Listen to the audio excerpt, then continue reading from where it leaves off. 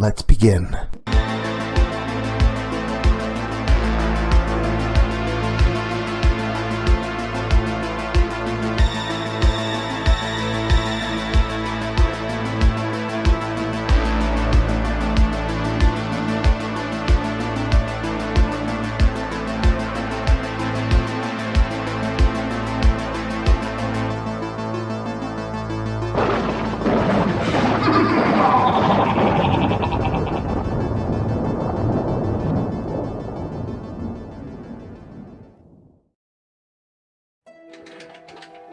Oh, hey there, Scary Story fanatics. I was just gaming on this arcade machine, reliving some retro games of yore.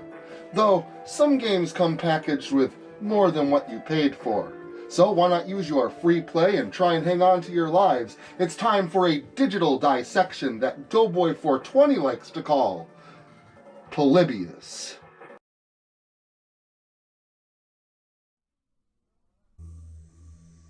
I had been collecting video games for years. A near complete North American NES collection, a near complete SNES collection, Sega and Sony, Nintendo 64, and Commodore 64, Pong consoles, and even pinball machines. I also had a few arcade machines, mostly older stuff like Donkey Kong and Pac-Man. I was pretty proud of my collection, and I always kept an eye open for rare gaming relics. I even collected for the less popular systems, like the Nintendo Virtual Boy, Nintendo's first attempt at a 3D portable gaming system. And I say portable lightly, because the thing pretty much had to be played at a table, and you had no peripheral vision, with your face pressed against this thing, and, to top it off, it was entirely in red and black. They called it the future of gaming, but it ended up a flop. Being a hardcore video game collector, I was pretty happy when I was invited to go along on a trip with my friend Billy. He had pre-ordered 2 passes for the Portland Retro Gaming Expo in Portland, Oregon, and his friend Jason was busy that day, so he decided to invite me to go along with him. I couldn't pass up that offer, so I gladly accepted. October came around and Billy and I packed up what we would need for the weekend in Portland, and packed up a box of doubles that we had, thinking that we could trade them to someone there for some other games that we needed. After getting all of our things packed and ready, we made our way to the airport, checked our luggage, and set off for Portland, Oregon. It was Friday afternoon when we arrived in Portland, and the expo didn't start until Saturday morning, so we decided to visit some places around the area. Mostly, we went to a few video game stores to see if we could find anything before the expo. We found a few things for cheap, just some basic things, nothing rare like a Panic Restaurant or Little Samson, but just a few basic things. We didn't find too much, though. We figured that everyone was saving their stuff for the expo tomorrow.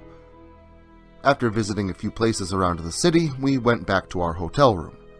A few friends of ours that ran a gaming channel on YouTube were also staying at the same hotel, and the 4 of us sat up for a while and played a few games of Bomberman before we turned in for the night at around midnight. The next day, we got up pretty early, got some breakfast at McDonald's, and we made our way over to the convention center where the expo was being held. We got in early and began to roam the vendors floor, picking up deals on everything we could. Almost everything anyone could want was there. I saw games that ranged from everything as common as Super Mario Bros. And Duck Hunt on the Nintendo, to more rare titles like Panzer Dragoon Saga on the Sega Saturn. We saw all kinds of game systems, everything from the Odyssey 2 to the newest version of the Sony PlayStation and Xbox. There were vendors selling artwork of all kinds, sculptures, pillows, posters, jewelry, and even food arts like Zelda Triforce cookies. There was even a huge arcade on one side of the floor with all variety of arcade games and pinball machines. We played the Ninja Turtles arcade game all the way through, and with each other's help, the two of us were able to beat it. We also played some Donkey Kong and some pinball games. We saw a few of the speakers that were there, a couple former CEOs of Sega, including the guy that came up with the famous "Sega does what Nintendo don't" slogan, and even Howard Scott Warshaw, the guy that created Yar's Revenge, one of the best games on the Atari 2600, and E.T., the game on the 2600, which has gone down in history as the worst game of all time. After the speakers were done with their panels, there was an auction that contained rare games, arcade machines, and pinball machines. I had my eye on a few, including a Super Mario Bros. Pinball machine. That one sold for a few $1,000s. Too expensive for my blood. Several interesting machines came and went. I saw rare games like the Flintstone Surprise at Dinosaur Peak and the elusive Coltron 6 in one cart. I had only seen these things on the internet, and I would have never thought that I would see games this rare in person. I was just happy to be in their presence, even though I knew I could never afford them. But nonetheless, I still made a few bids on every item that I had interest in, and that was a lot of them. However, despite my bids being pretty high, they were never quite high enough, and I wasn't able to get anything from the auction. Things went for a lot higher than I expected them to. Way too expensive for me. I finished up the day on the vendor's floor and picked up a few more things before heading back to the hotel room.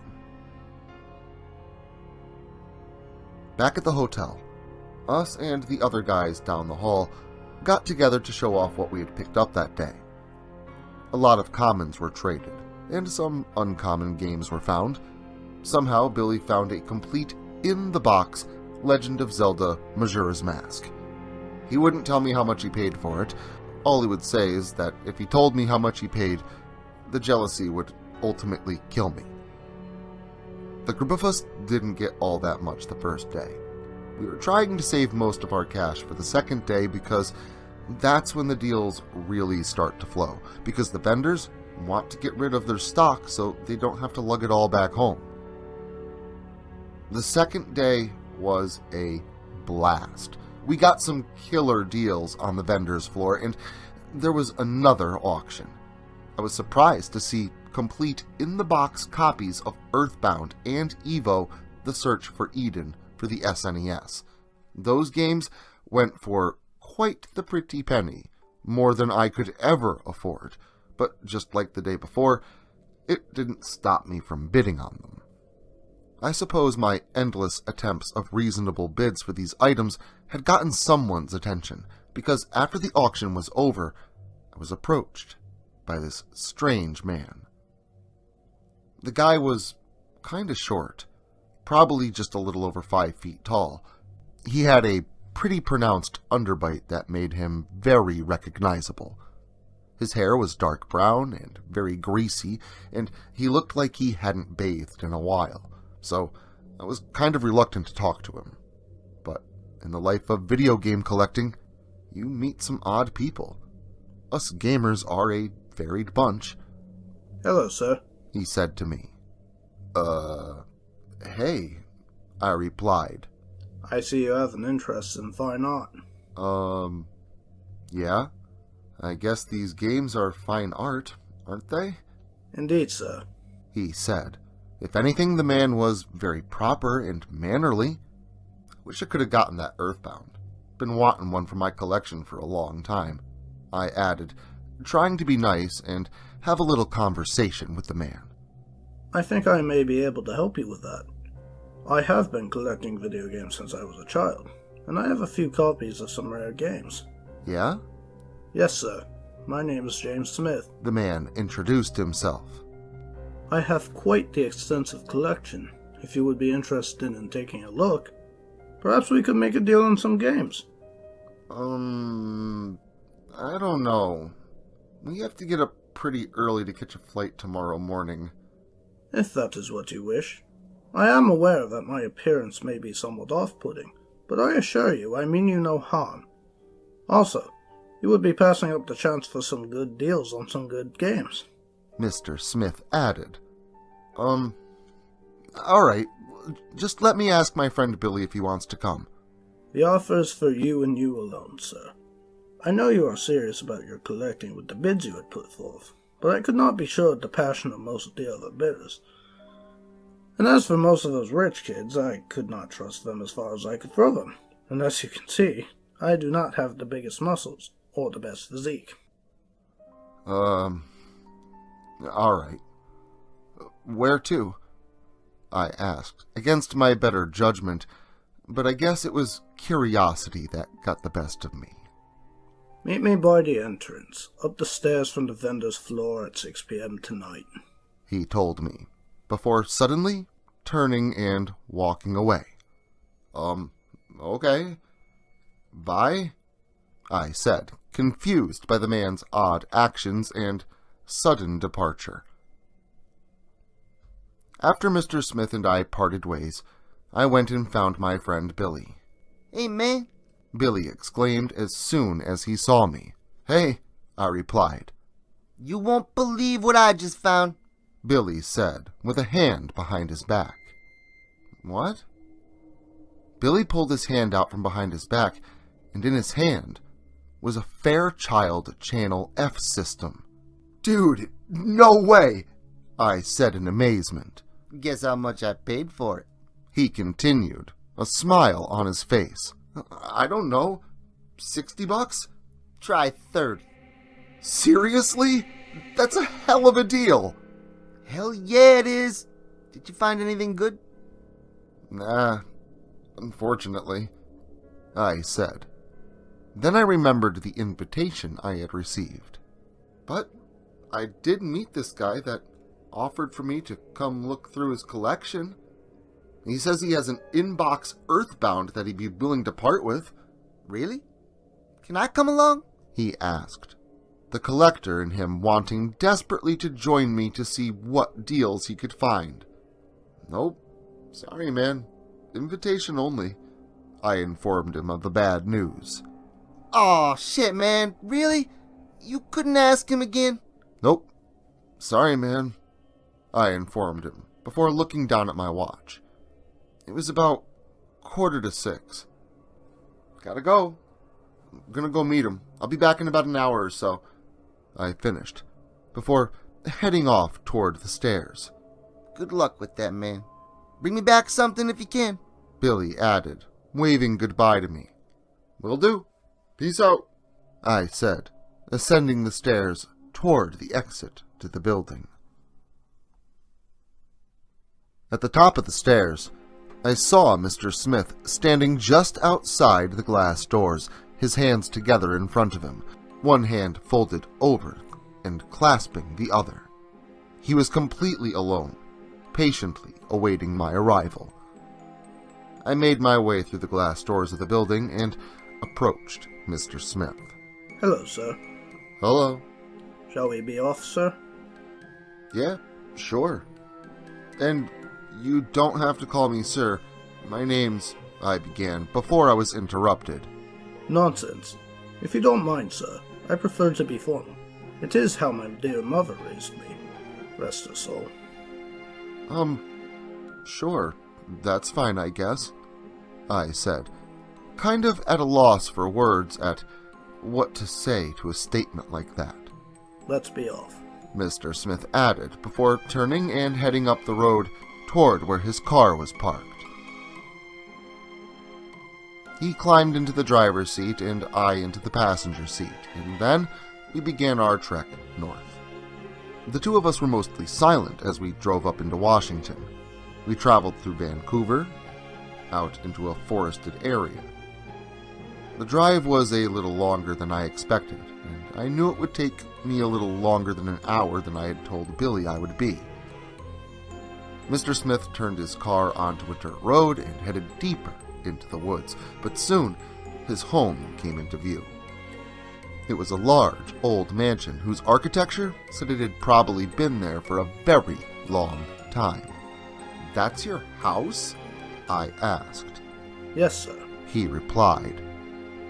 "Wow," Thank you, sir. he said, smiling at me with his pronounced underbite. He parked the car near to his front door, and the two of us climbed out of the car. And as we approached his door, I marveled at the size of this old mansion. I don't think I'd ever seen a house that large, much less been in one.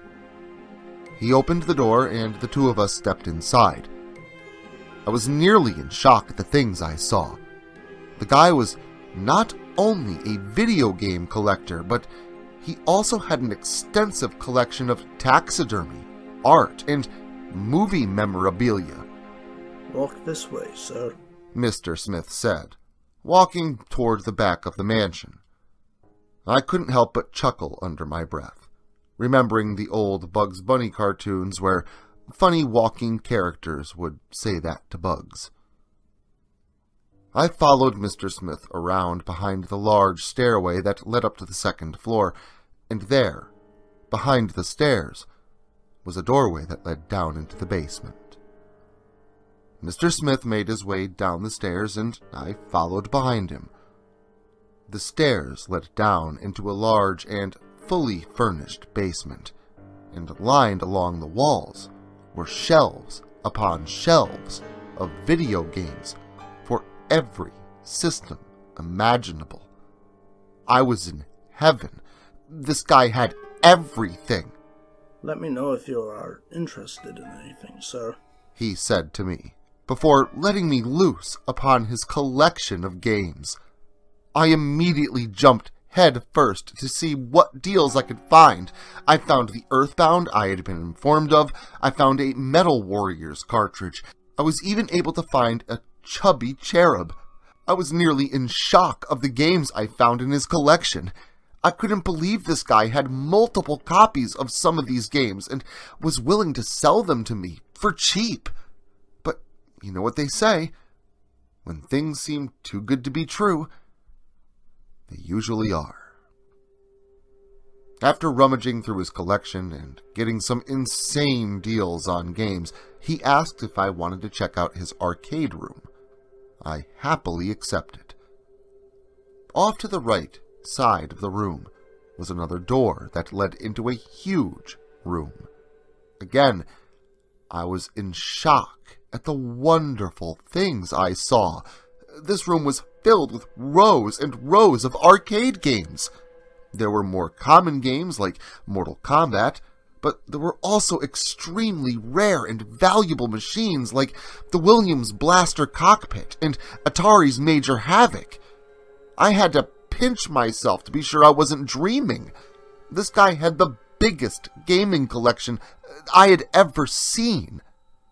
I apologize, but nothing in here is for sale. But feel free to play whatever game you want. I have some business to attend to, he said, before turning and exiting the room, closing the door behind him. Mr. Smith was gone for quite some time, and to be honest, I kind of lost track of time.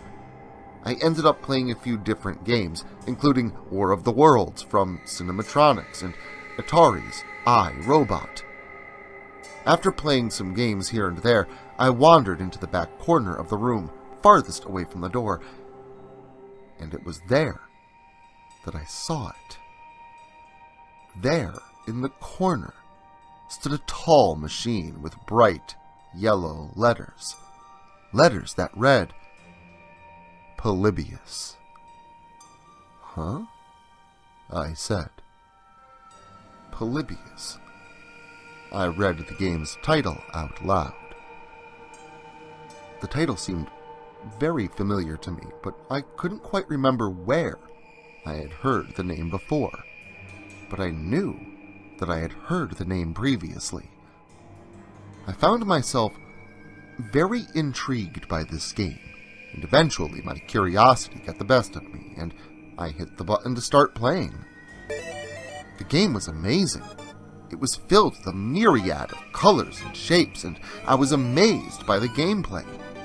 I could tell by the vector graphics and the condition of the arcade box that this game was pretty old, but it was probably pretty advanced for its time, and I found myself being hypnotized by how fun the game was. I was instantly addicted to it. I was playing the game for quite a while before I began to hear something. At first, I thought the game had voice effects in it, but then the voice got louder. Then I felt hands upon me. I spun around trying to defend myself, but then I realized who was trying to get my attention. It was Mr. Smith. He'd been calling my name for a few minutes, but I'd not noticed. I was too entranced by the game. Did you have fun, sir? Mr. Smith asked me. I began. But my mind couldn't formulate the words that I wanted to say. I wanted to say how amazing this game was, but when I thought about it, for some reason, I could not remember the game. My mind was drawing a blank as to the game I had just played. I didn't remember the game at all, but somehow I knew that I wanted to keep playing. I felt an instant longing to play the game again.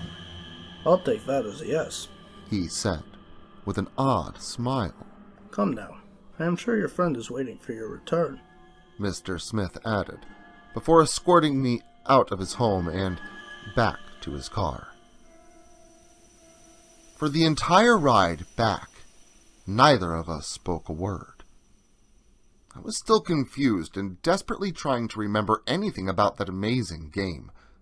I vaguely remembered the graphics and the gameplay, but I couldn't remember what the game was about, or even what I had done in the game. I couldn't even remember why I thought it was so amazing. But I could feel it inside me that I wanted to play the game again. I needed to play it again. I was going to ask Mr. Smith if I could return to his house and play the game again, but before I knew it, I was standing at the curb by the convention center, watching the taillights of Mr. Smith's car disappear around the corner. The convention center was closed and it was dark out. I was in a bit of a daze and I felt like all the energy had been drained out of me. I looked down at my watch to see what time it was. It was after midnight. What the fuck? I asked myself. I was there for 6 hours? I asked myself further. I was confused and I didn't know where all the time had gone. I knew I couldn't have been playing that game for that long. I didn't know what had happened, but I did the only thing I could do at the time. I began walking down the road, hoping to find a taxi so I could get a ride back to the hotel. As I walked down the sidewalk, I couldn't help but feeling like I was being watched, like someone was walking behind me, breathing down my neck. It was enough to make me continuously glance over my shoulder in paranoia. I rounded the corner toward where Mr. Smith had gone and began walking in the direction of my hotel room. As I walked, my mind drifted back to the game. No matter what I did, my mind always went back to the game. I tried to remember more of it, but the more I thought about it, the more uncomfortable I got. Soon, I not only felt like I was being watched, but I also began hearing things. At first, it was the sound of footsteps behind me, but when I would turn around and look behind me, there would be nothing to be seen. Then I began hearing laughter, like a creepy giggling that seemed to linger in the air. I began to walk faster, nearly jogging. I wanted desperately to see a car or a person, or at least some other form of friendly life. But I wasn't that lucky. It wasn't long before a new sound was added to the mix. It was like a low-pitched growl that seemed to be coming from some unseen beast. At times, the growl sounded like that of a small animal, like an angry cat, and at others, it was deeper and with more force, like the growl of a bear. As I hurried along, trying to get away from the growling and the feeling of approaching dread, I began to see things out of the corner of my eye. Shadows moving beside me, sometimes in the distance, ducking behind buildings, and sometimes they appeared to be walking right beside me, but when I would turn to look at them, they would move out of my view, never allowing me to see them directly. I continued on, looking everywhere for a taxi, for some way to get back to the hotel, but the more I looked, the more I saw them. Shadows of all shapes and sizes, moving in impossible ways, disappearing behind street signs or garbage cans and morphing into weird amorphous shapes. Always just out of my direct vision, but they could always be seen in my peripherals. Suddenly, I saw a car pass by on the intersection just a few yards ahead of me, and quickly I ran to the intersection, hoping to flag the vehicle down or perhaps find another one. But when I got there, I couldn't see any sign of life. There were no cars on the street. I suppose the car that I had seen had sped away, but they didn't appear to be going that fast, and they had passed only a few yards from me when I had first seen them. It was then that things changed. The shadows stopped being so shy and were now allowing me to see them directly. They appeared in all manner of ways, some like a thin mist, and others a solid black mass. Some were tall and thin, spindly arms and legs, while others were short and bulbous, with odd-shaped appendages sprouting from them. I began to run, looking desperately for some form of human life, but all I saw were these creatures of darkness, as they appeared to move in and out of existence right before my eyes. Then I saw him. A man dressed in a black suit. I sighed in relief, and I thought that I had been saved, but as I got closer to him, I began to notice something ominous about him. He never looked up at me. He always stared down at the ground, with his hat tilted downward, hiding his face from me. "Hey," I said. "Thank God you're here. I've had a crazy night," I told him between gasps for air. I was out of breath. I played video games. I was used to running from things in a virtual world, not in reality. The man said nothing. He only continued to stare at the ground. "Hey," I said, this time with a little bit more meaning in my tone. Still no reply. It was when I reached out to give the man a nudge that I heard it. A high-pitched screeching sound just on the edge of human hearing. Then the man lifted his head, and the screeching became louder as I realized it was coming from him. His face was a pale white, chalky color, and it had no eyes. Just white skin stretched thinly over where the eye sockets should have been, and the thing's mouth hung wide open and beginning to rip the skin at the corners of its mouth. And in its wide open mouth were rows upon rows of sharp, curved fangs that twisted into every direction and curled in grotesque ways. The creature shrieked at me as I fell backwards in fright, landing hard upon the ground. I quickly got up and ran away from this thing in the suit. I ducked into an alley and I thought I was safe, but I wouldn't be so lucky. The shadow people had followed me, and now were all standing around me. They twisted and morphed in the darkness, their hands and claws reaching for me. As my mind searched for a way out, I remembered the knife that I had always kept in my pocket. I used it to open packages sent to me in my occasional unboxing video on YouTube. I reached into my pocket and retrieved my knife and did all I could do to defend myself as the shadow creatures came closer and closer. I was able to wound a few of them, causing them to back away, but soon they continued their approach, edging closer and closer to me. I didn't have much of a choice, so I started an all-out attack, punching, kicking, slashing, and stabbing at everything that moved. But it was all too much for me. There were just too many of them. The crowd of shadow things surrounded and enveloped me in darkness, and everything went black.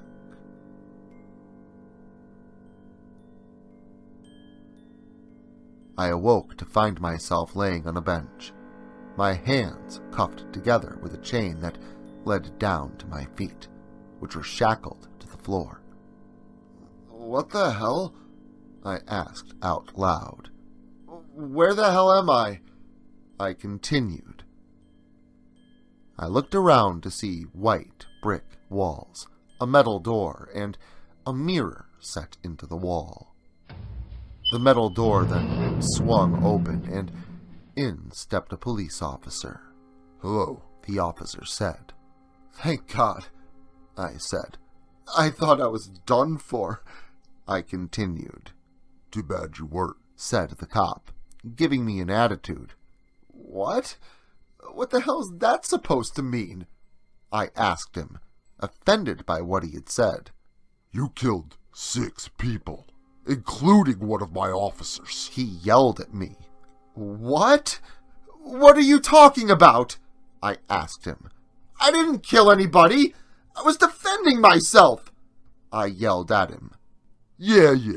You came in here yammering about some black ghosts or something. I've heard it all before from the druggies on the streets, man. You have no excuses. You're gonna get the needle for what you did," he yelled at me before walking out of the room and slamming the door behind him.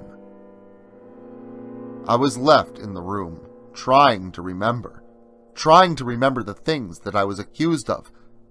But just like the game, I couldn't remember anything. Only the shadow creatures and the screeching thing in the suit. The police later checked in on the location that I had given them, where Mr. Smith had taken me. They found the house just as I had described it. The only difference was the place was empty. And the strange thing was, it appeared as if no one had occupied that place for quite some time. In fact, the owner had moved out of state years ago and was a wealthy, old businessman who lived down in Florida. There was no sign of Mr. Smith or his massive collection, only dust and cobwebs. I knew what the headlines would say. I knew the media at large would blame my interest in video games for these killings. I knew that they would say that video games caused the line between fantasy and reality to be blurred, and that caused me to do these heinous things. And if, in fact, I really did what they accused me of, then they're not too far off. I know now. It was indeed a video game that caused this. It was Polybius that caused me to blur the lines between fantasy and reality. Or did the game warp the lines between fantasy and reality? Well, if that game's AI wasn't ahead of its time, I don't know what is. Talk about augmented reality. But if you want more terror for your minds to play with, don't forget to stop by again next weekend. No credits needed. And until then, make sure to like, share, subscribe, and turn on notifications so I can catch you all again next Saturday.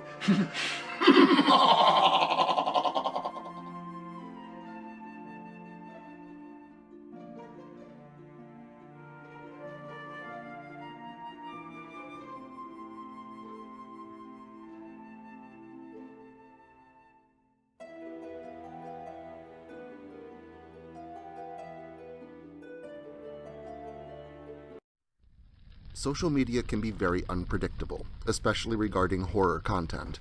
If this content gets removed, all new content will be simultaneously presented on various websites provided in the description to this video. Make sure to follow me in other digital spaces so that you never miss out on the terror. Also, if you like this video, make sure to leave a comment and hit the like button. It helps the channel a lot. If you're new to the channel and you enjoy what's here, consider hitting that subscribe button and the notification bell so that you never miss an upload. Writing is a dream of mine, and it's all of you that make that dream come true.